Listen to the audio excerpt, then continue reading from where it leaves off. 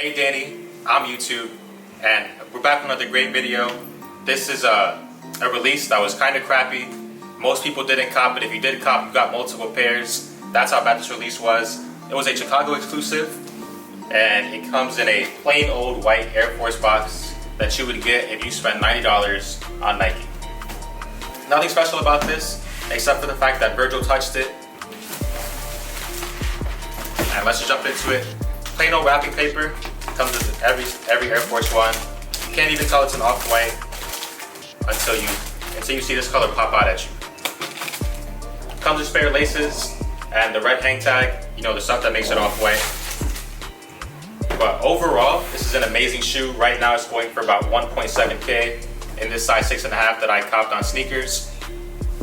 Like I said before, it was a Chicago exclusive, but you could spoof it and spoof your location, because I wasn't going to drive 21 hours to cop these sneakers. But after payout, it's like $1,400, which isn't even bad, because it's an $1,100 profit after fees on StockX. It says the sneaker was produced in 2017, but as you see, we're in 2019 now, and we finally got the crappiest release of all time. Crazy details around it. It'll be B-roll either while I'm talking or after the video.